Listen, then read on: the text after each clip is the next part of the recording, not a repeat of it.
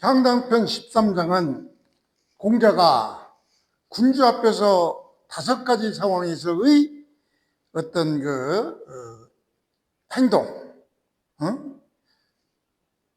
즉 임금님이 주시는 하사물 앞에서 어떻게 행동했고, 그 다음에 군주와 임금님과 식사할 때 어떻게 행동을 했고, 군주가 즉 임금님이 자기 아플 때 문병 왔을 때는 어떻게 했고, 임금님이 소환하는 명에 대해서는 어떻게 했고, 그 다음에 종묘 제사의 태묘에 들어갈 때 어떻게 했는가, 이것에 대한 우선순위와 한계를 몸으로 자기 몸이 어떻게 행동했는가에 대한 그러한 그 장이 바로 향당편 13장입니다. 그래서 요거를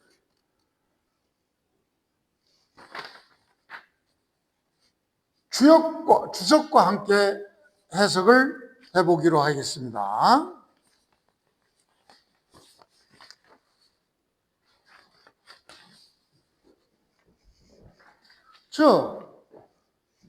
이 임금님이 내려주신 하사물, 지금 3개를 내려줬죠. 즉 식과, 밥과, 그리고 생선이라고 보면죠. 비릴성, 비린내 나는 거니까 생선. 그 다음에 살아있는 어떤 동물, 이런 3가지를 내려줬을 때 어떻게 하느냐. 임금이 내려줬으니까 반드시 의무감 있게 뭘 해야죠. 그래서 이에 대한 하사물에 대한 그 태도는 어떻게 했느냐. 먼저 임금이 밥을 내려줬을 때 어떻게 하느냐.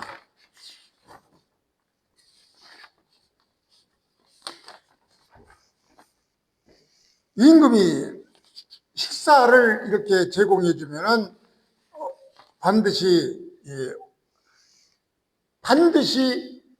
자리를 바로잡고 정석하고 선상지, 먼저 그 맛을 본다, 이런 얘기죠. 그 다음에 임금님이 이런 날고기, 생선 같은 것을 주었을 때, 이때는 반드시 쑥 익혀서 그것을 천원 여기서 제사상에 올리다, 뭐 이런 얘기죠. 제사상에 올리고, 그 다음에 임금이 살아있는 어떤 물건을 주었을 때는 반드시 그 살아있는 물건을 축 기르고, 그 다음에 군주와 식사와 제사 자리에서는 어떻게 하느냐. 다시 말해서 임금과 같이 시는 모실 시죠. 임금을 모시고 식사를 할 때 임금이 제를 하면은, 이때는 제는 이게 제식이라고 해서 고수례라는 어떤 행사입니다. 고수례라고 우리도 요즘 산신제나 이런 걸 지낼 때 먹을 음식을 조금 띄어서 귀신에게 바친다는 의미로 이렇게 던지는 일을 하죠. 그런 거를 바로 고수례라고 그러는데, 즉 이때의 제라는 것은 임금이 고수례를 행할 때는 먼저 맛본다, 이런 얘기는 바로 고수례를 했으니까 배석하고 있는 이 공자의 입장, 제자의 입장에서는 다른 역식을 차릴 거 없이 그냥 먹는다, 이런 의미가 되는 거죠. 그러니까 여기서는 임금 앞이라고 해서 감히 손님 행사를 하지 않고 그냥 자진해서 먹는다, 이런 의미예요. 그 다음에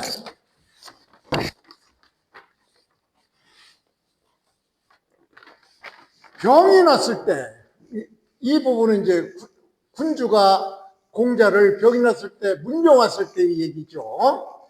병이 났을 때 임금이 자기를 보러 왔다, 이러니, 문병 왔다, 이런 얘기죠. 이때는 어떻게 했느냐, 응?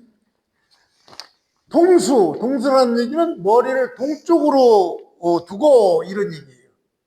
그 다음에 가조복, 타신이죠. 조금 어려운 자인데, 가조복, 타신. 예, 좀 어려운 자인데 아주 옛날처럼 이게 끌타입니다. 끌타. 이 신은 큰 띠신이에요. 큰 띠. 그러니까 조복에 큰 띠를 맨다, 이런 얘기죠. 조복에 큰 띠를 입고 가고. 그러니까 임금이 질병이 나서 문병 왔을 때 자기는 동쪽으로 머리를 두고 조복을 입고 큰 띠를 메고 그걸 끌다시피 해서 한다. 이러니까 아파도 임금 앞에서 어떤 예의를 차린다, 이런 얘기죠. 그 다음에 군명이 내려졌을 때는 어떻게 하느냐, 임금이 명소, 오라는 명을 내렸을 때, 그러면은 불사가, 기다릴 사자죠. 불사가 기다리지 않는다. 뭘, 가마를 기다리지 않고 그냥 간다. 한가롭게 가마를 기다리고 가마를 타고 가는 것이 아니라 임금이 부르면 즉각적으로 가마를 기다리지 않고 그냥 간다. 그 다음에 종묘 출입을 할 때는 제사 지낼 때 그 태묘에서 입골에서 제사 지낼 때는 배사하면 모든 얘기를 묻죠. 그 입태묘 배사문은 8일편 15장에 자세히 나와 있습니다. 그래서 이 제사 지내러 태묘에 들어가서 공자가 이것저것 막 물으니까 어떤 사람은 저런 사람이 무슨 예를 하느냐고 이렇게 핑계를 비웃으니까 공자가 뭐라고 했습니까? 이렇게 매사를 하나하나 묻는 것이 바로 예다, 이렇게 얘기를 했죠. 그래서 이런 태묘에서 이런 적을 때는 자기 판단을 금지하는 것이 예의죠. 자기 마음대로 하는 것이 아니라 이것저것 묻는 것이 바로 하나의 예절로 보는 것입니다.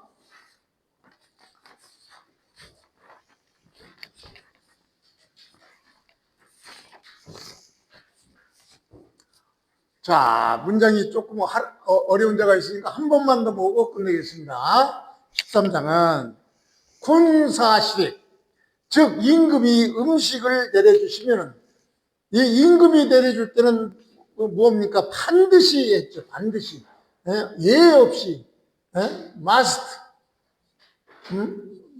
반드시 어떻게 했느냐?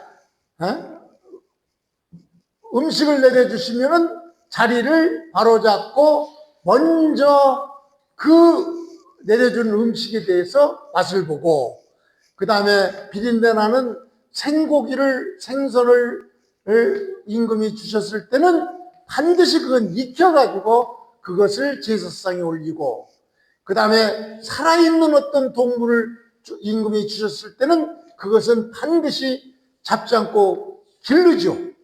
기르고, 그 다음에 군주와 임금과 식사 예절에 있어서는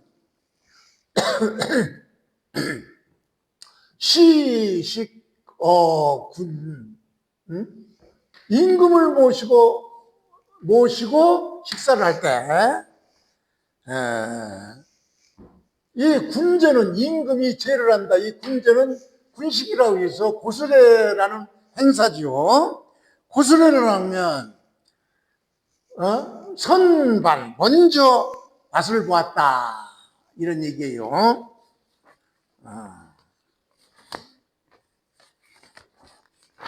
그 다음에 군주가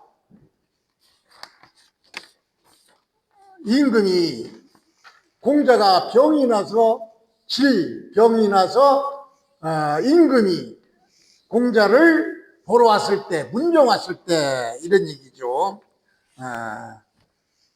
공자가 병들어 누워 있을 때 임금이 문병에 오면은 동쪽에 머리를 두고 몸에 조복을 입고 걸치고 그 위에 큰 띠를 가신이라고 큰 띠를 두르고 이렇게 아파도 어떤 예복을 입는 그 예를 잃지 않는 그런 행동을 한다 이런 얘기죠. 그 다음에 임금이 부르면은 호출하면은 임금이 오라고 명하면은 어떻게 하느냐? 불사가 기다릴 사죠. 가마를 기다리지 않고, 즉 술에 준비하는 것을 기다리지 않고 그냥 먼저 떠났다, 먼저 갔다 이런 얘기죠. 그 다음에 종묘에서 출입할 때, 입태묘할 때는 태묘에 들어가서 어떤 큰 제사를 지낼 때는 매사 모든 문제를 하나하나 물었죠. 그래서 8일편 15장에서는 이렇게 매사 공자가 부르니까 저런 사람이 무슨 일을 하느냐 이렇게 누가 비웃었죠. 그래서 공자는 바로 이렇게 묻는 것이 이런 종묘에서 어떤 단정하는 것이 예가 아니라 묻는 것이 바로 예절이니라 이렇게 말을 한 적이 있죠.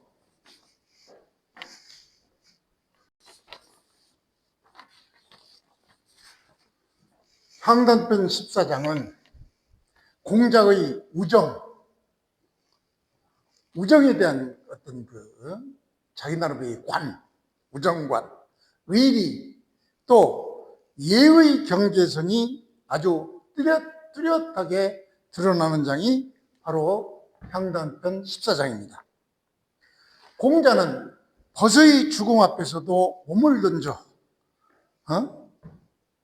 장례를 책임지는 그런 책임을 지고 그렇지만 그 어떤 재물 앞에서는 어떤 예를 처리는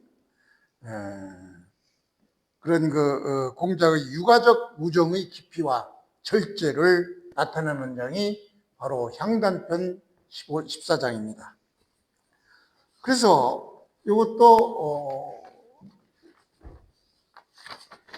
주의를 하면서 그냥 해석을 해보겠습니다. 부모,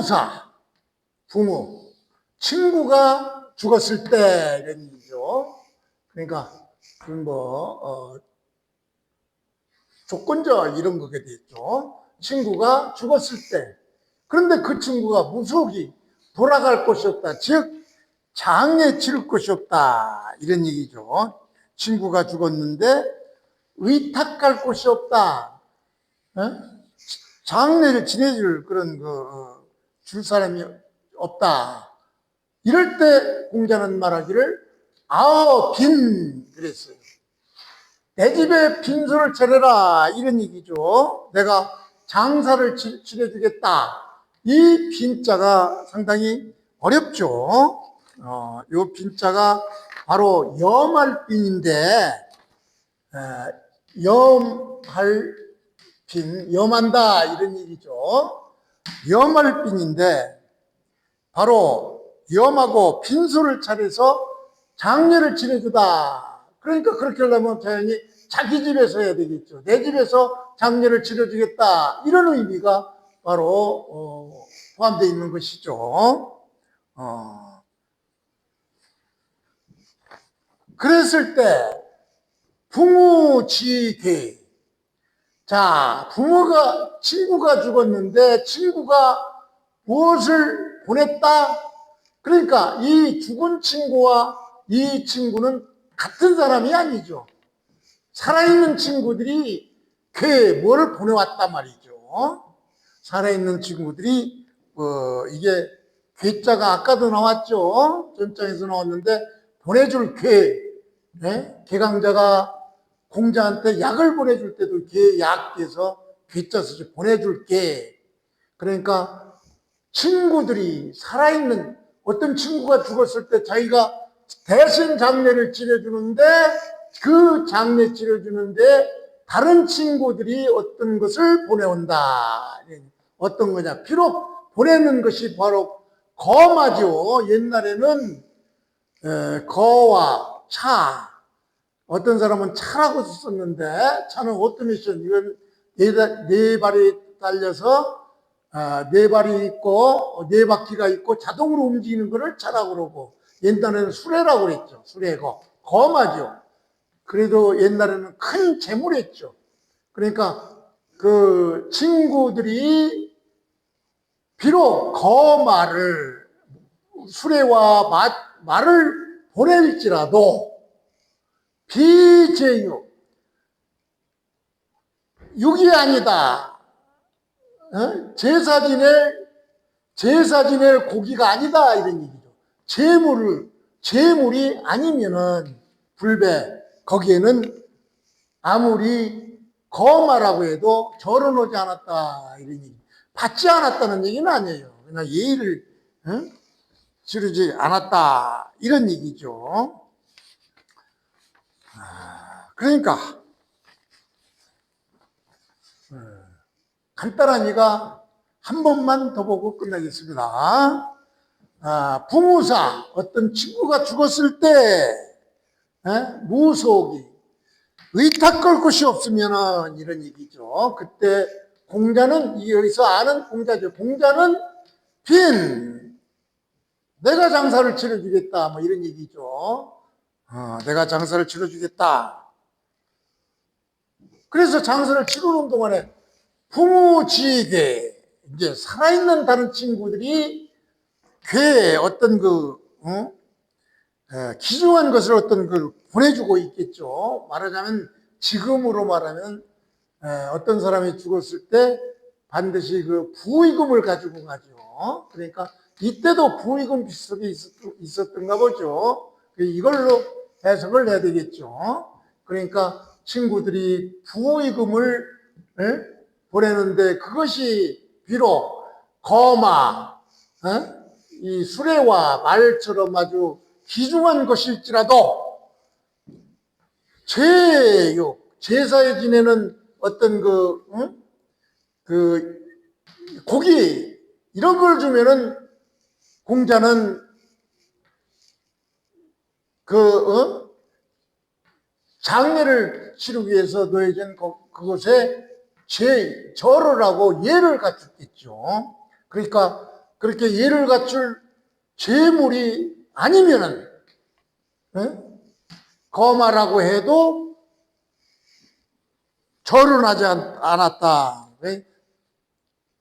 이 제육에 대해서는 사례를 냈지만 예를 내겠지만 또 다른 이런 그 귀중한 물건에 대해서는 예를 살해하지 않았다 그런 얘기죠. 다시 말해서 좋은 친구는 끝까지 자기가 책임져서 제사까지 이렇게 지내주지만 친구들에게서 살아있는 친구들에게서 아무리 비싸고 고귀한 것이 오더라도 그것을 예로서는 받아들이지 않았다 이런 얘기죠. 그러니까 어떤 그 선을 예의에서도 선을 넘지 않았다 이런 의미니까 두 개의 윤리 사상을 나타내는 것이죠. 자, 이 점 여기에서 바로 우리는 옛날에도 이렇게 친구가 죽으면은 거마 같은 아주 그것까지도 보내줬는데 요즘은 어떠냐? 요즘은 부조금 이런 게 있죠. 요즘도. 그러니까 2500년 전에 공자의 그 전통이 지금도 계속되고 있다고 봐야 되죠. 그러면은 이 현대의 부조금 그 문화와 아마 비교를 해보면은 바로 공자는 장녀는 끝까지 책임을 지죠. 그러나 금품사례는 어떤 그 제사 고기 정도만 받죠. 의례 범위만 인정을 하고 나머지는 예로서 받질 않았다.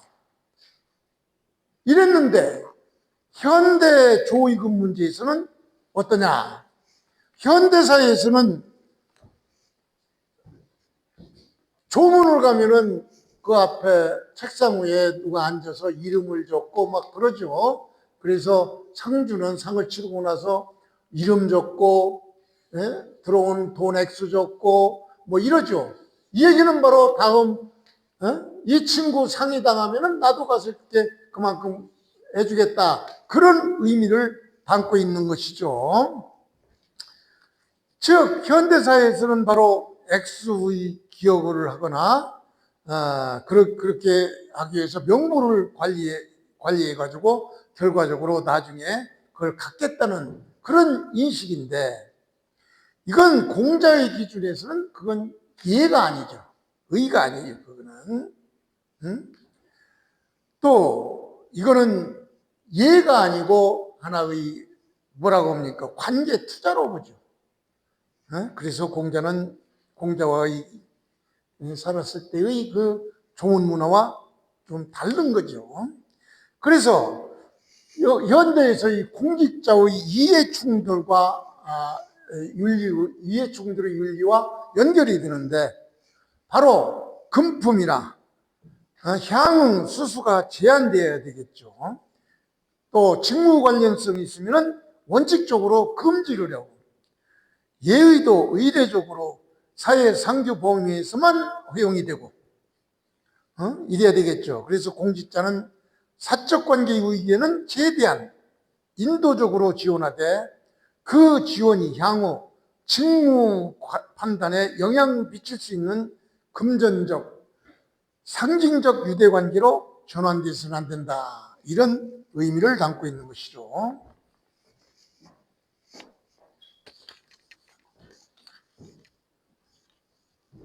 향단편 15장은 공자의 일상생활에서의 예에 대한 즉각적인 반응을 압축적으로 보여주는 그런 장입니다. 즉 예는 제사나 공식석상에서만 있는 것이 아닙니다. 예를 들면 잠자는 자세라든가 가까운 사람을 대하는 태도라든가 노동자, 상주, 자연 앞에서의 즉각적인 반응, 그 속에서도 예는 나타나는 것입니다. 그래서 이것을 기준으로 해서 본문을 해석해 보기로 하겠습니다. 먼저 주회를 하고 다음에 본문을 해석하기로 하겠습니다. 침불호, 침불시, 시츠시죠. 주검시. 그러니까 잠잘 때 죽은 사람처럼 자지 않는다, 이런 얘기죠. 잠잘 때는 시체와 같은 모양으로 자지 않는다. 상당히 어려운 얘기인데, 이 시라는 것은 옛날에는 어떤 일이 있었느냐, 제사 때 죽은 사람 대신 들어가 가만히 누워있는 사람을 시라고 했다고 그럽니다. 그러니까 이런 사람처럼 이렇게 죽은 사람처럼 있지 않는다. 일상생활에서, 즉 잠잘 때조차도 죽은 사람처럼 이렇게 눕지 않는다, 이런 의미예요. 그리고 거불려, 집안에 한가할 때도 의용을 차리지 않는다, 이런 얘기죠. 의용을 차리지 않는다. 즉 엄격한 도포와 관을 쓰고 이렇게 엄격한 그런 자세를 취하지 않는다, 이런 얘기죠.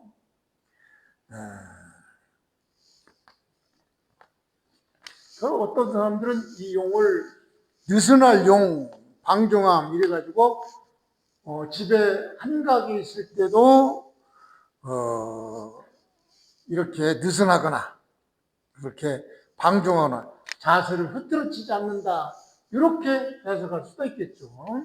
그런데 여기서는 잠잘 때도 시체처럼 이렇게 자지 않고 집안에서도 의욕을 갖추지 않고 편안하게 있고 이렇게 해석하는 것이 좋겠죠.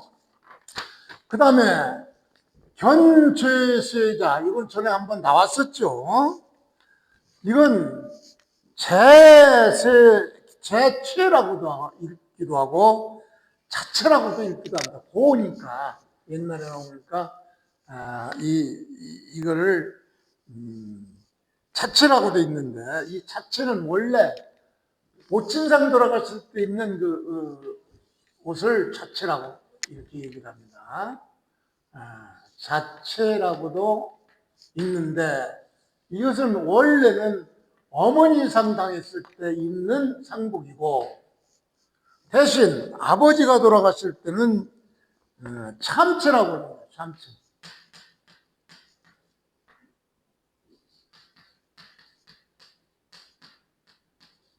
참체. 아버지가 돌아갔을 때는 참체. 이렇게 부르는데 대부분 자체자. 그러니까 상복을 입은 사람 이렇게 보면 되겠죠.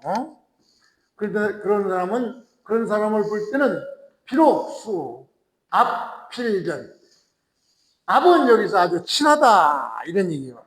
앞은 친근하고 허물이 없는 사이라고 일지라도 상복을 입으면 아주 친구가 아니라 친하더라도 필변 반드시 얼굴빛을 바꿔야 된다. 정색을 해야 된다. 이런 얘기죠. 아무리 상복을 입었는데 그냥 시시덕대거나 이러면 안 된다. 이런 얘기예요. 그 다음에 연자, 여고자. 즉, 연자는 월계관 할 때, 월계관 이런 거죠. 즉, 면관을 쓰고 예복을 차린 사람이죠. 예복을 차린 사람과 더불어 또 고자, 소경, 눈 안 보이는 사람을 보면은 그 사람과 같이 여기서 설자가 요자를 찾으려면 부수에서 오두이변에서 찾아야 됩니다. 오두이. 이렇게 된 오두이변에 바로 요자가 들어가 있는 것이죠. 그래서 이 설은 친한 사이 뭐 이런 얘기예요. 그래서 이걸 들어가 있는 말 중에는 외설물이라고 있죠. 외설물. 아주 난잡한 어떤 그 잡지 이런 것을 우리는 예설물이라고 그러죠. 예설물 할 때 이 부수는 오디에서 찾는다는 거. 그래가지고 이렇게 정복을 차린 그런 사람, 면관을 쓴 예복을 차린 사람이나 소경을 봤을 때는 아무리 이렇게 아주 항상 보는 사이, 이런 사이일지라도 필모, 용물을 엄숙하게 맞춰야 된다. 이런 얘기죠. 그 다음에 흉복자, 식지하고 여기서 흉복자와 이 죄세자 같이 상복을 입었지만 이때는 장례 치를 때 현장에서 입는 상복이죠. 이건 조금 옛날에는 아주 복잡했죠. 보통 입는 상복과는 비교가 안 될 정도 복잡한, 그러니까 흉복자는 장례식에서 입는 그런 그 예복을 입은 사람들, 이걸 얘기해줘. 즉 장례를 치르기 위한 상복을 입는 사람은 식지. 이 식지는 식의 예를 치른다 이런 얘기인데, 이건 아주 옛날 고사에서 나오는 얘기니까 이런 것이 있었다는 정도만 이해해 주시면 되겠습니다. 바로 이 식지는 바로 수레 앞에서 수레 앞의 가로지른 나무를 잡고 절하는 것을 바로 이 식례라고 합니다.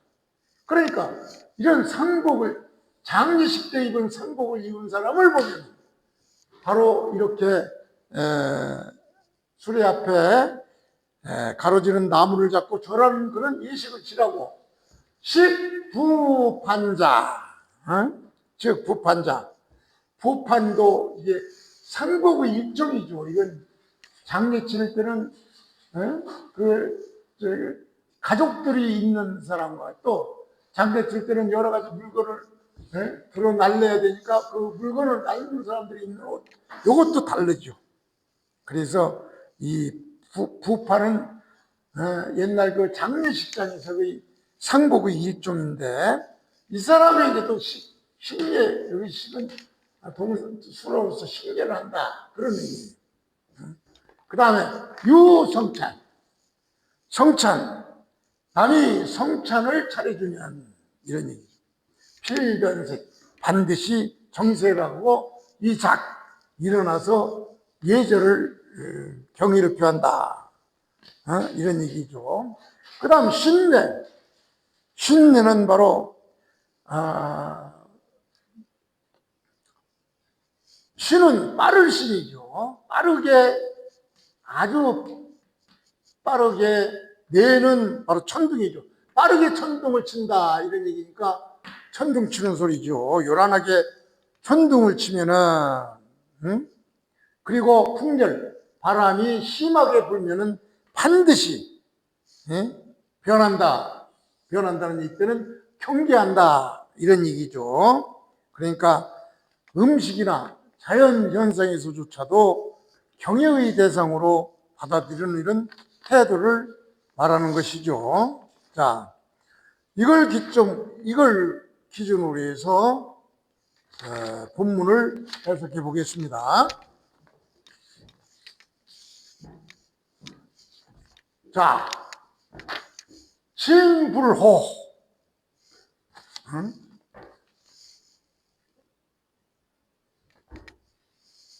잠잘 때는 뻗은 자세로 자지 않고, 호를 아까 얘기했죠. 장사 지낼 때 죽은 사람 대신 누워있는 그런 모습으로 시체처럼 누워있지 않고,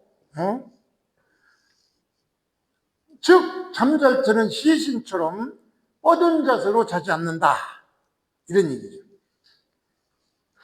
그 다음에 거부령, 집에 한가롭게 있을 때는 의용을 차리지 않고 엄격하게 무슨 갓 쓰고 조복 입고 이러지 않는다 이런 얘기죠. 그 다음에 견재취, 자, 수, 앞, 필변, 즉 부모의 상을 당해서 입은 그 상복을 입은 사람을 보면 비록 아주 가깝더라도 필변, 반드시 엄숙하게 얼굴빛을 가져야 된다. 가까우면은 친구 사이나 이렇게 가까우면은 상복 입었어도 뭐 농담도 하고 그럴 수 있는데 그러지 말라 이런 얘기죠. 그러니까 이런 그 부모의 상복을 입은 사람을 볼 때는 아무리 가깝더라도 엄숙하게 자세를 변해야 된다. 그 다음에 면류관을 쓴 사람, 그러니까 정식 예복을 입은 사람이죠. 의스 더불어 고작 눈이 안 보이는 소경을 보면은 비록 설필, 뭐 아까 얘기했죠. 아무리 친한 사이라고 해도 외모를 갖췄다. 필보, 즉 공손한 얼굴빛을 했다. 이런 얘기죠. 그 다음에 흉복자의 장례 치를 때 지루한 상복을 입은 사람에게는 반드시 식을 올렸어. 식을. 식에 대한 예를 했습니다. 그 식이라는 것은 아까도 얘기했지만 수레 앞의 가로지른 나무를 잡고 절하는 것. 이게 바로 옛날 2500년 전에 장례식 때의 그 예절이라고 보면 되죠. 이때 식부판자, 즉 부판자, 침판을 진 사람에게도 이건 식례를 한다 이런 얘기죠. 침판을 진 사람에게도 예를 표했다 이런 얘기. 그 다음 유성찬, 진수성찬이 차려지면은 성찬, 진수성찬이 차려지면 반드시 얼굴빛을 변색 바르게 하고 작은 일어나서 주인에게 예를 표했다 이런 얘기죠. 그 다음에 신뢰, 풍렬, 필견, 빠르게 천둥치다, 즉 갑작스럽게 천둥을 치고 풍렬, 바람이 심하게 불 때도 반드시 태도를 고쳐서 얼굴빛을 변해야 된다. 즉 경계를 해야 된다. 얘기가 되겠죠. 향당편 16장은 공자가 수레에 오를 때도 극도로 절제된 몸가짐을 보여주는 그런 그 장입니다. 수레 탈 때마저도 예의를 지키는 이런 공자의 모습이죠. 그래서 공자의 이동은 이런 사적 시간이 아니에요. 예가 계속 유지되어야 할 그런 공적인 공간으로 보는 것이죠. 그래서 이렇게 수레를 탈 때까지도 바로 자세는 정리 바르고 그 다음에 손은 수레의 손잡이를 잡고 그 다음에 시선은 안을 두리번거리지 않고 그 다음에 말은 빠르게 하지 않고 그 다음에 손가락질은 하지 않는다. 이런 것을 보여주는 그런 그 장이죠. 그래서 그냥 일상생활에서의 그 수레 탈 때의 예절이니까 그대로 해석을 해보겠습니다. 승거필, 수레 거를 읽으라고 그랬죠. 옛날에는 어떠미션 자동차가 없었으니까 네 발 달린 게 없었으니까. 그러니까 수레를 탈 때는 반드시 어떻게 했느냐? 정립, 자세는 정립, 바르게 했다. 그러니까 몸을 바르게 세워 탔다 이런 얘기죠.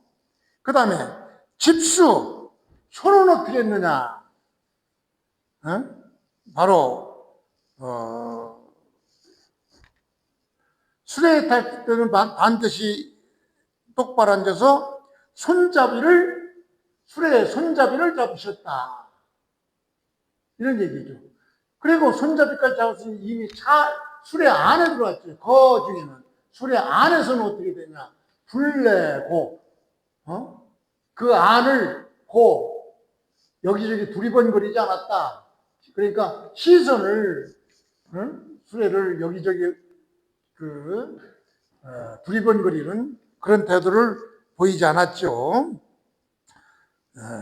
그 다음에 불질, 이건 빠르게 얘기하다 이런 얘기예요. 빠르다, 질주하다 할 때 빠르게 말하지 않았다. 말도 빠르게 하지 않았다. 그 다음에 불친지, 그 다음에 몸짓은 어떻게 했느냐. 몸짓은 바로 손가락질을 하지 않았다. 지인은 손가락질하다. 진짜로 그런 의미죠. 그러니까 술에 탈 때는 반드시 자세를 바르게 하고 그 술의 손잡이를 반드시 잡고, 그 다음에 수레 안에서는 바로 수레 안을 두리번거리지 않고, 그리고 불질은 말을 빨리 하지 않고, 그 다음 몸짓도 손가락질을 이런 걸 하지 않았다. 이렇게 공자는 수레 타는 거에서도 계속 예를 유지하는 그런 그 태도를 보였죠.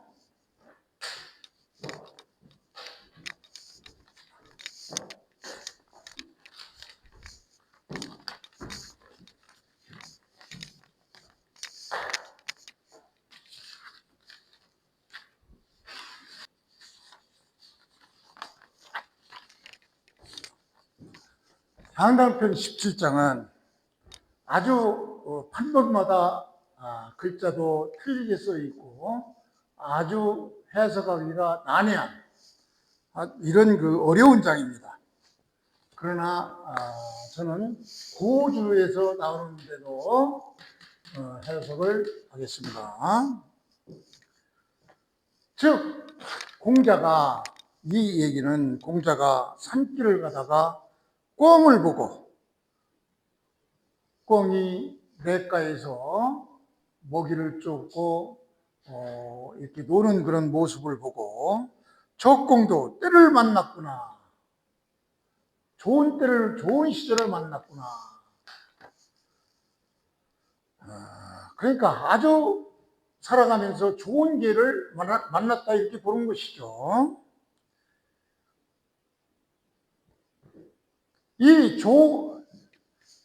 이 새가 좋은 때를 만났다 이렇게 얘기하는 것은 바로 공자가 자기의 불우한 그런 것을 은연중에 나타나고 있습니다.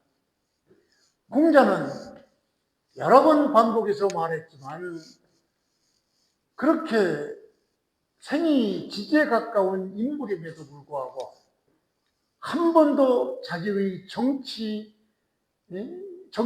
자기 뜻대로 실현해 본 적이 없죠.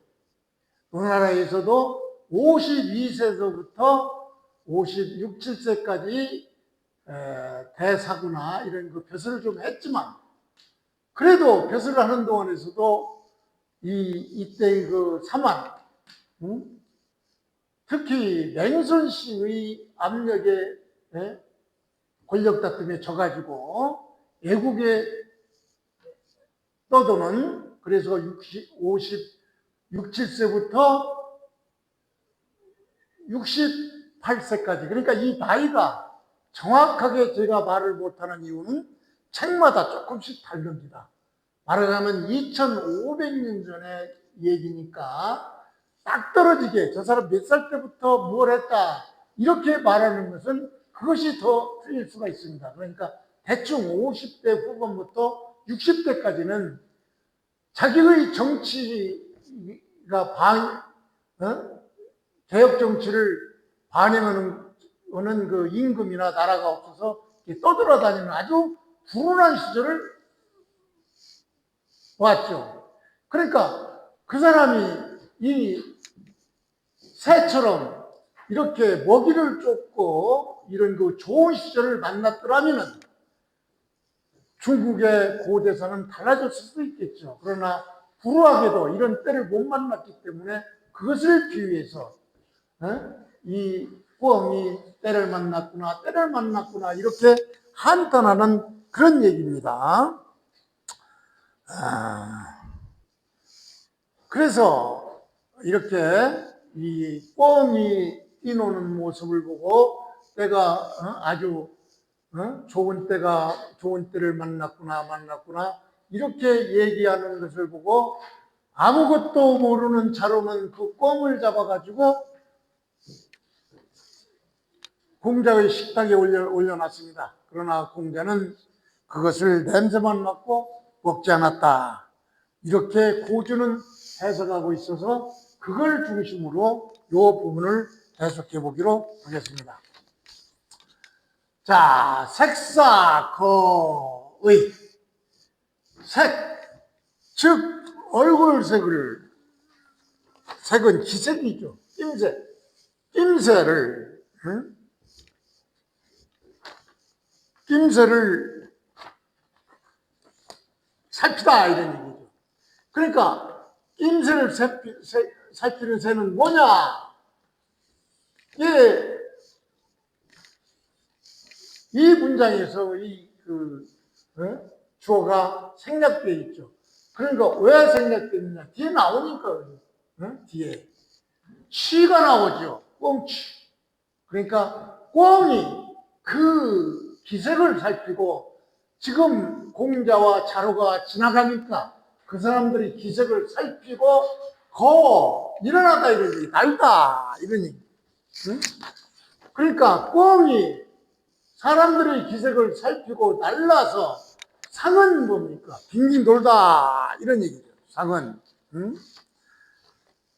바로 높이 빙빙 돌다가 그리고 후집 다시 돌아와서 집 내려앉다 이런 얘기죠. 그래서 고주를 중심으로 해서는 꿩이 그 공자와 자로의 기색을 살피고 나서 무서우니까 처음에는 날랐다가 빙빙 돌다가 다시 내려앉는다. 그때 공자는 말하기를 사냥 자치, 어떤 판모는 이 치를 웅으로 표시를 해서 암수가 이렇게 해석하는 사람도 있더라고요. 그런데 그렇게 해서 보면은 여기서 이 치라는 말이 나왔기 때문에 이 기색을 살핀다는 것도 꿩이 기색을 살핀다 이렇게 해석이 되는 것이지, 암수 그러면은 여기에서는 절대 숨겨져 있는 주어를 찾을 수가 없습니다. 그래서 고주를 택해서 이 치를 꿩치로 이렇게 잡았지, 어떤 판문은, 어떤 책은 웅으로 이렇게, 즉 암수, 산양에서, 즉 산 언덕에서, 계곡에서, 산모퉁이에서, 산 계곡의 다리죠. 산양은 산 계곡의 다리에서 암컷 자지요. 자치. 암컷 자예요. 어떤 책은 자웅 그랬는데 저는 고주를 택해서 웅을 택하지 않고 자치로 택했습니다. 즉 암꽁은, 그러니까 산모퉁이, 즉 산계곡의 다리에서 암컷의 꿩이 시제다. 때를 만나서 때를 잘 만났구나, 때를 만났구나 감탄하는데, 이 말은 바로 꿩이 물을 먹고 모이를 쪼고 이런 좋은 기회를 맞았다 이런 얘기죠. 이 얘기는 바로 공자의 자기 자기의 그 운이 좋지 않은 그런 것을 빙자해서 말한 것이죠. 평생 동안 자기의 기량을 제대로 발휘하지 못하는 그 기회를 한 번도 잡아보지 못한 것을 지금 한탄해서 얘기하는 것이죠. 그러나 이 앙꽁은 바로 물을 먹고 모이를 쪼고 하니까 아주 좋은 기회를 맞았다. 그러니까 부러워하는 것이죠, 공자는. 근데 눈치 없는 자로는 이 꿩을 잡아서 그것을 이 쥐는 이 자치, 이 앙꽁을 잡아서 밭일꽁이 밭이다 누구에게? 공자에게 바쳤어요. 그러니까 꿩을 잡아서 이 자기 스승한테 식사 대용으로 이렇게 바쳤겠죠. 그러자 공자는 사무불작, 3번 냄새를 맡고, 이거는 여러 번 뭐 이런 얘기죠. 바로 이 냄새만 맡고 먹지 않는다는 것은 바로 자로 네가 잘못했구나 하는 그런 의미가 들어와 있는 것이죠. 그러니까 3번 냄새만 맡고 일어나서 갔다 이런 얘기죠. 그러니까 삼후, 이거는 바로 3번 냄새, 여러 번 냄새를 맡았다. 꼭 3번 맡았겠습니까? 여러 번 냄새를 맡고서 일어나서 갔다. 여러 번 냄새를 맡고 먹지 않았다는 것은 바로 자로의 실수를 은연중에 표시하는 것이죠. 그래서 군자는 규칙만 지키는 사람이 아니죠. 기색을 보고 때를 알고 움직일 때와 멈출 때를 분별하는 사람이 되어야 된다. 이런 의미가 담겨 있는 장이 양단편 17장입니다.